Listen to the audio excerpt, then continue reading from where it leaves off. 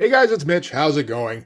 So at first blush, this might look like we're just looking at a random issue of Supreme, which would be a little weird. I assure you, though, that's not all this is. Supreme, of course, was the character Rob Liefeld came up with when he asked himself, what if Superman was a dick? That's it. That's all that character is. But then, a couple of years later, he hired Alan Moore to start writing comics for him, and Alan Moore decided to ask the question, what if I could write Superman stories without having to deal with DC? So today we're going to be looking at the beginning of Alan Moore's award-winning run on Supreme, with Supreme number 41. So just before we get into it, if you enjoy the channel, if you feel like you might want to help out a little bit, go subscribe on my Patreon. Links are in the description, gives you early access to everything I do, helps out the channel, helps to buy new comics. So yeah, the 90s was a weird time for Alan Moore, because at this time, of course, he was a celebrated writer. He'd done the award-winning run on Swamp Thing, he'd had a massive influential hit with Watchmen, and also got the story V for Vendetta published by DC. And then he kind of went away from mainstream comics for a while. He did things like Big Numbers and A Small Killing under an indie publisher. He did From Hell. Like, these were generally well-received stories, but he wasn't so much in the public eye at the time. And I've already put forward my theory that he was essentially blacklisted because he had refused to work with DC any longer. But the guys at Image didn't give a shit about that. They just wanted money. They were well aware that if you hire Alan Moore, your books sell better.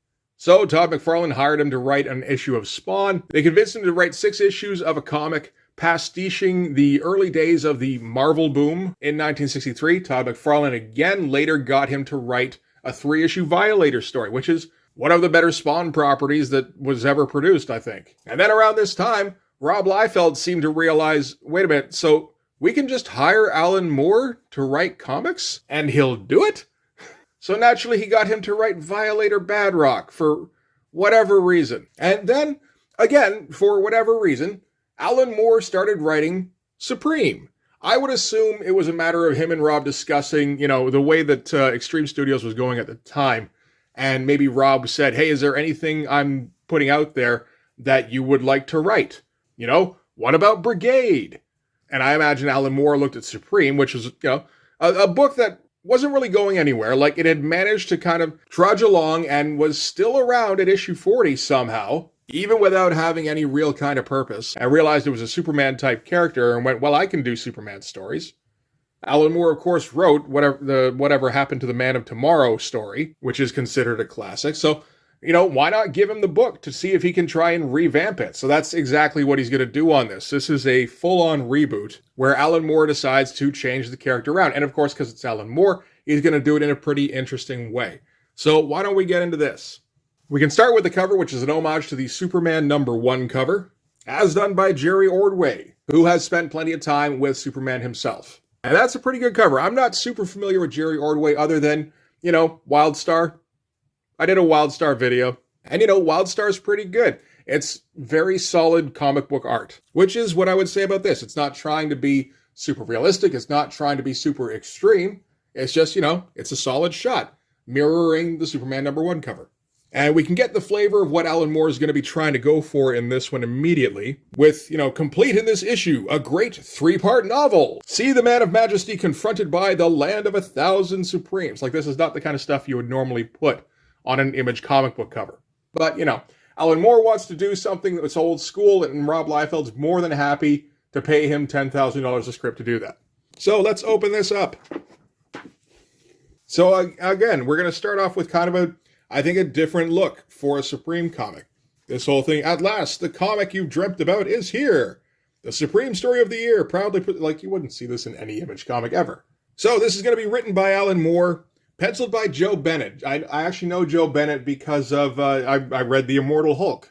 He was the artist on that. This was, a good 20 years before that, I guess. So it's interesting to see his early days. He would eventually get to be pretty good. Norm Rapmund inking, flashback sequence by Keith Giffen penciling, Al Gordon inking, so that's all right.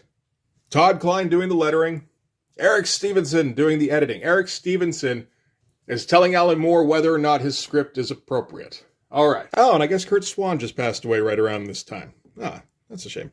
So we're going to start things off with a splash page, as is tradition. It's always interesting to see how Alan Moore approaches, like, a pre-existing property where he's trying to kind of mold it into something that he can work with. So, the fact that we're starting off with a splash page, knowing that Alan Moore likes to do his own thumbnails, where he designs the pages. Says to me that he's starting this thing off as an Image comic, and he's going to try and transition it away from that. So we get the big full figure shot of Supreme here. It's not too bad of a shot. Like the musculature is wonky as hell. Like particularly around this leg, this is just all tumorous and shit. But overall, pretty good. And the deal is that Superman is arriving from an alternate Earth, I believe. In the last issue, issue 40, he was battling with Loki because there was a whole thing with them doing the Norse gods once Rob Liefeld found out that you could do that. And Supreme was, I guess he was, I didn't really read it too closely.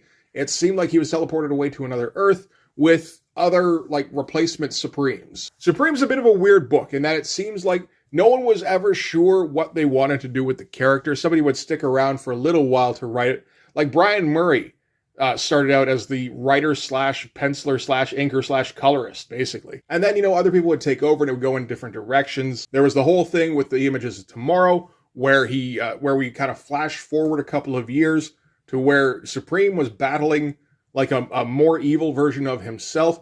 The only problem is by the time the Supreme comic actually got back up to issue 25, they had changed the character completely where he was a younger version of himself. So it seems that kind of thing happens often with the character, and I think Alan Moore is going to try and use that in the narrative.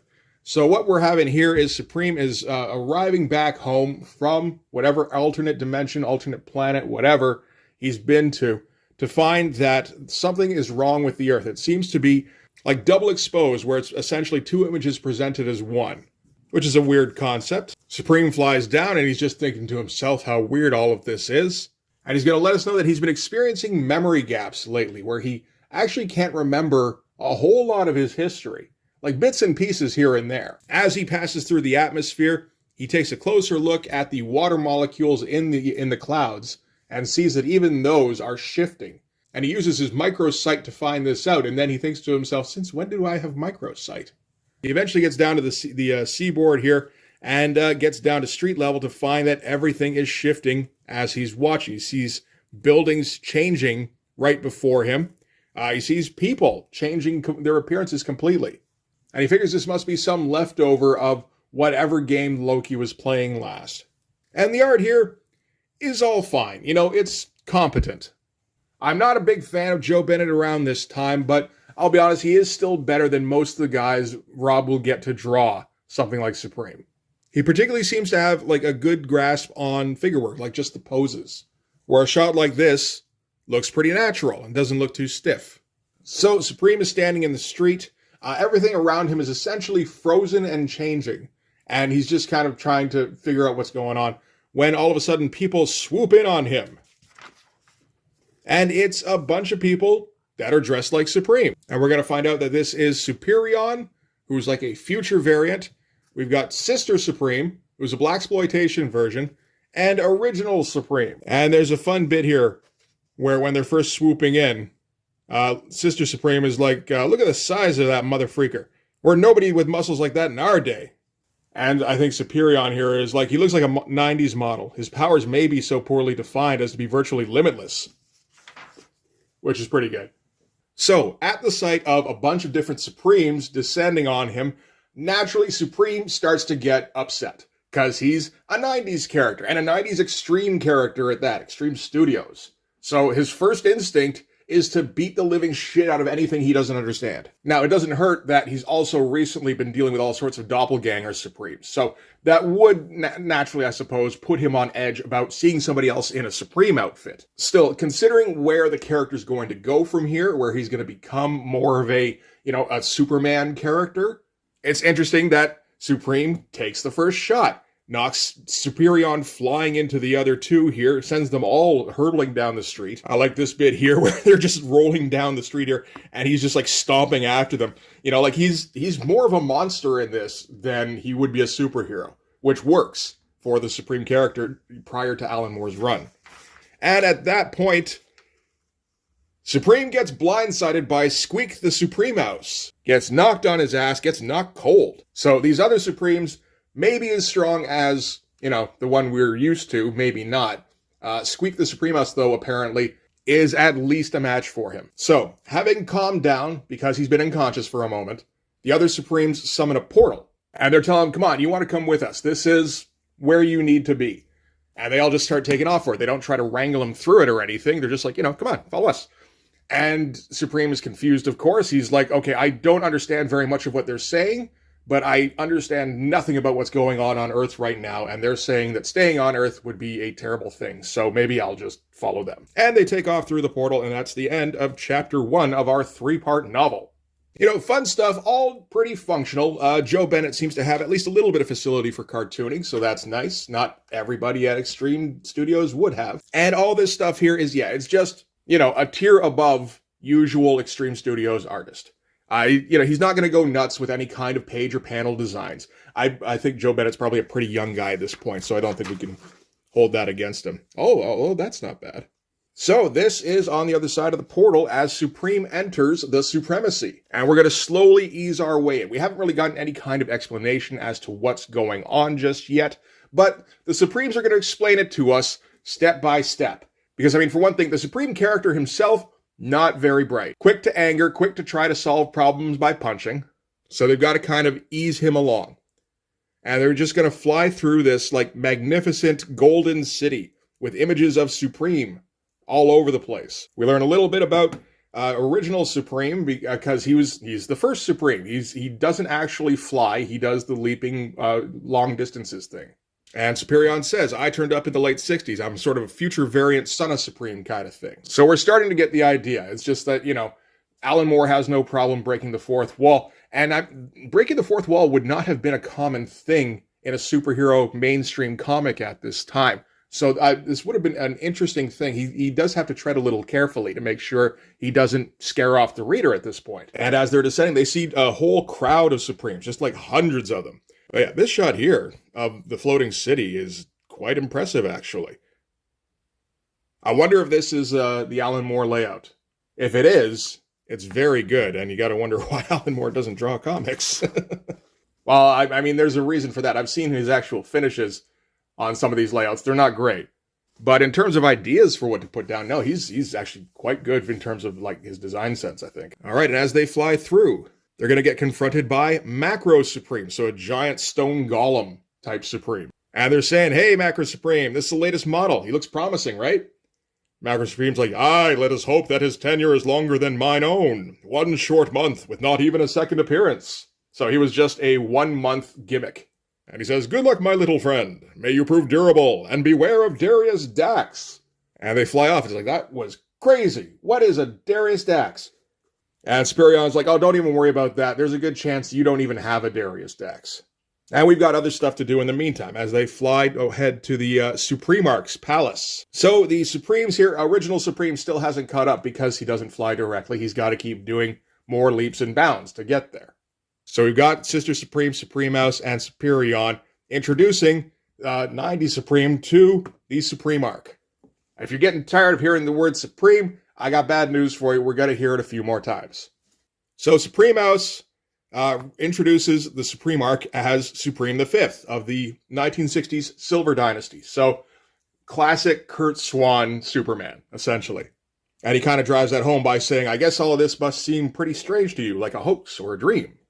Because that, of course, was one of the standard things on the cover of the 60s Supreme stories, where they used the device of the hoax or the dream or the imaginary story so often that they had to start advertising on the cover saying this isn't a hoax, dream, or imaginary story. And Supreme's like, to be honest, it feels like a schizophrenic breakdown. And 60s Supreme's like, you 90s heroes and your fancy psychology. And then he's going to walk Supreme through the Hall of Supremes and starts explaining things. He explains that guys like Sister Supreme, Squeak the Supreme Mouse, and Superion are all kind of secondary Supremes. They're not variations on the original model like he is and like the Supremarch is. And at that point, original Supreme comes through, which is good timing, so he can explain just how the Supremacy works and how it got started. So since he was the first one, basically he tells his origin story, which is that he found a silver belt buckle that had magic powers. He rubs it, and it turned him into Supreme. He could leap over buildings, lift a car, or bounce live ammo off his chest. And posing as Ethan Crane, a reporter, He lived in Omega City until 1941, when all of a sudden his world disappeared. Because he got discontinued. Or at least this version of him got discontinued. And he ended up in this kind of white limbo, just this empty space. Nothing around him. Except for the Daily Record building, so the Daily Planet, essentially, which was floating in there with him. So at least he had something to use as like a touchstone. It's not just blinding white everywhere. And he stayed that way until 1945, when the next Supreme to be revised showed up. So I think we've got a pretty clear idea about how this works now, but I do enjoy the mechanics of how it all came together. And then over the years, a few more Supremes show up, almost all of them more powerful than original Supreme, because that's generally how it works. You build on the original character. But they didn't have a whole lot to do until the Supreme Arc showed up, because he was last son of the exploded planet Supron. And when he was revised in 1968, the planet of Supron got revised out, so he brought the whole damn thing with him into Limbo. So there were a bunch of Supremes at that point. There's original Supreme, Squeak. There's the 3 Sergeants Supreme. That look kind of Beetle Bailey-ish. And now that there were a bunch of them, and now that they had all sorts of resources at their fingertips because they had a freaking planet to mine, they set about building the Supremacy. As I say here, we built a whole new dimension from the fragments of our separate mythologies. The planet Supron, the old Daily Record building, and the various Little Havens. So every variation on Little Haven, every variation on the Daily Record, and this, dying planet all kind of contributed to building this monument to the Supreme character. And, 90s Supreme is like, this doesn't make any sense. I've been Supreme since the 40s. And original Supreme's like, yeah, sure you have, bud. How's your memory about all those events in your past? It's like, well, it's not so great recently. I've developed all these memory gaps. To which original Supreme replies, yeah, that ain't it, bud. Your past hasn't been written yet. You probably just came into being a few weeks ago. They walk outside again, and it's completely dark, which throws Supreme off, because, of course, it was like blinding white when he first showed up. And the Supreme Arc tells him, Limbo's constant whiteness. We just employ technology to polarize the light when we want night, so that, it gives them some sort of cycle. And it also enables them to do stuff like the evening celebrations that are coming up, because they've got a new Supreme to celebrate. And they're going to ride over to the festivities in their carriage, pulled by Sirius, the Stallion Supreme. Not enough room for original Supreme. He's going to have to do his usual leaps to get there. And Supreme himself, the new one, the most recent one, is thinking like, this place is so friggin' weird, but I already feel like I'm at home here. So we're already kind of changing the character. Because, a 90s Supreme wouldn't be this placid for this long. He couldn't go this long without gritting his teeth. All right, so now we're flying in on the Banquet. That's a hell of a shot. I do like how he's starting off each of the chapters. This is the 3rd chapter with like a big, is it a big splash page on each one? It is too, right? That's good stuff. And swooping in with a high canted angle. That looks fantastic. I won't lie. I can take or leave Joe Bennett's style around this time, but every once in a while he does come up with, a great shot, although this, of course, could be Alan Moore. And very likely is, I suppose. But still, Joe Bennett executed it, and he did a great job. And they're going to touch down, and they're going to get introduced to some of the other Supremes around. We got a very Kirby-looking Supreme right here. I like that. We've got Supreme White and Gold, who are imaginary versions, who were revised to be, the real version. We've got 50 Supreme, who's got a lion head going on at the time, as a result of Violet Supremium. But it's okay, it'll wear off after 24 hours. And these guys are still going to keep, every once in a while, warning Supreme about Darius Dax. So we're building up Darius Dax, which is fun stuff.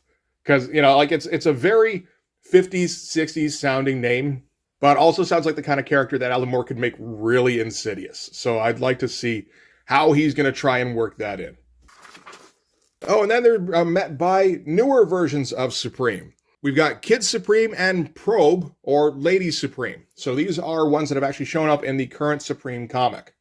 I think Lady Supreme or Probe or whatever probably originated in the Babe Watch event that Extreme Studios did, where all of a sudden all of the heroes turned into, busty, scantily clad versions of themselves.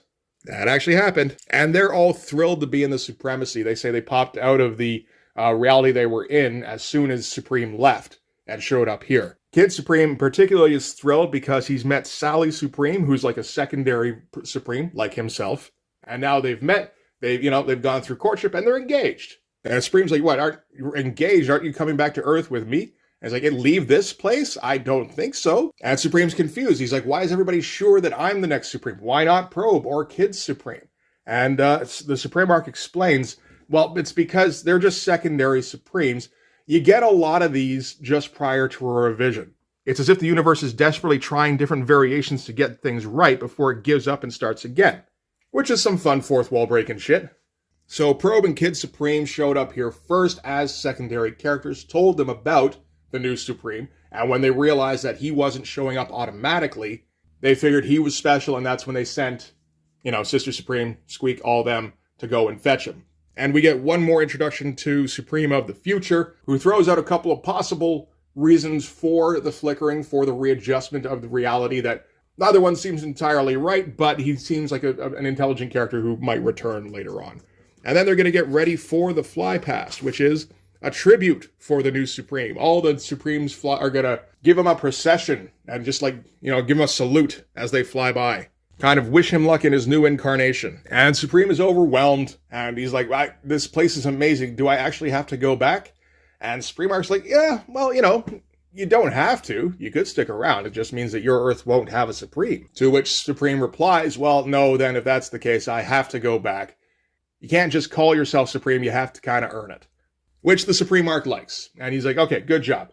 So we'll give you your portal here. You can head back, and we can find out how this new story unfolds. So Supreme steps through the portal, and then out of the supply closet at Dazzle Comics.